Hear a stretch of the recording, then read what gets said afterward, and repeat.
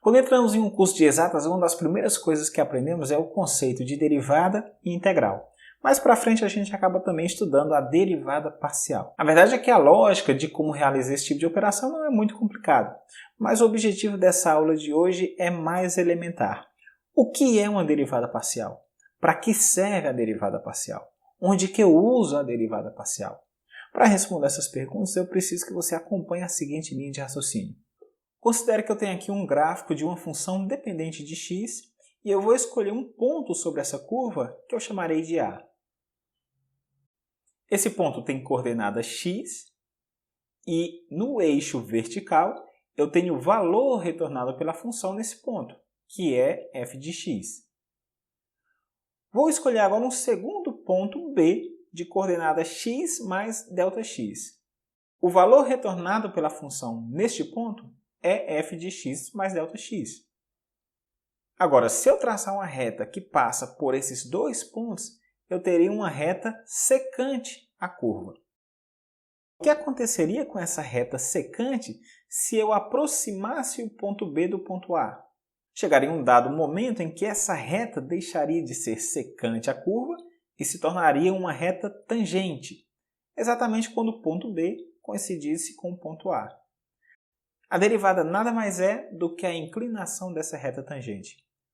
Com ela nós podemos analisar onde é que a função cresce, onde é que a função decresce, onde nós temos os pontos de máximo, de mínimo, os zeros da função, os pontos de inflexão. Mas veja bem, a derivada ela também pode ter um significado físico. Por exemplo, imagine que um carro se movimenta em uma rodovia conforme representado nessa animação. Nós podemos representar graficamente esse deslocamento. No eixo horizontal temos o tempo e no eixo vertical a função x de t. O ponto verde aqui representa a posição do veículo. Note que inicialmente o carro parte do ponto A em x igual a 60 metros, no instante t igual a 0, e vai até o ponto B em x igual a 0. Depois avança para o ponto C, D e finaliza o movimento no ponto F em x igual a menos 60 metros. Observe.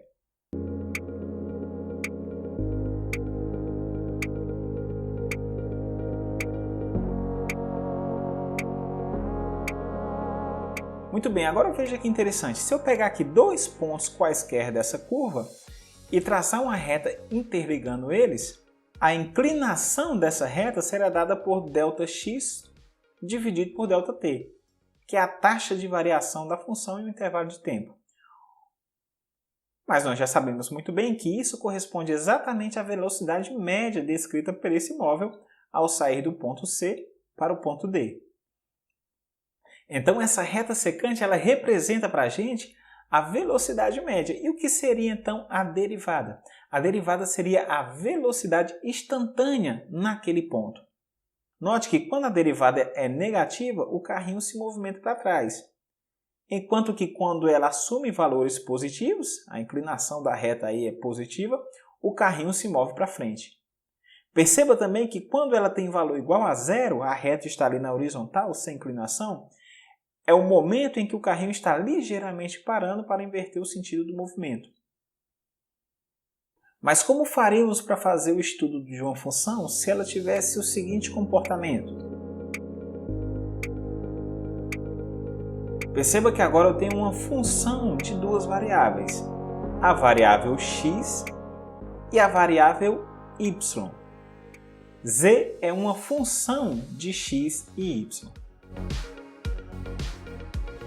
É nesse tipo de situação que entra a importância da derivada parcial. Quando tomamos a derivada de f em relação a x, é porque vamos estudar a taxa de variação da função f na direção x, mantendo um valor de y constante. Nesse caso, y constante corresponde a esse plano verde que corta o gráfico. Perceba que surgiu uma curva da interseção da função com o plano. O significado geométrico da derivada parcial é exatamente a inclinação da reta tangente à curva, que é fruto da interseção do gráfico da função que está sendo estudada com o plano em que o valor de y, nesse caso, é constante. Da mesma forma acontece quando tomamos a derivada de f em relação a y. Mantemos x constante e fazemos a derivada varrer a função nessa outra direção. Assim podemos estudar o comportamento de todos os pontos da curva.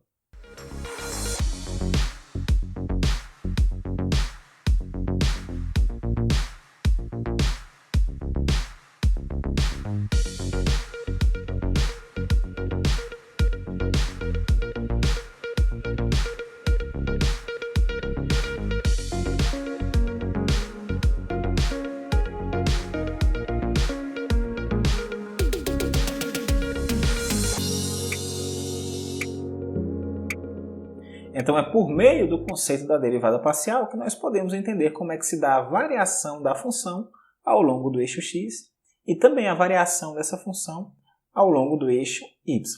Espero que você tenha gostado do vídeo, eu vou ficando por aqui e a gente se encontra em uma próxima oportunidade. Até lá!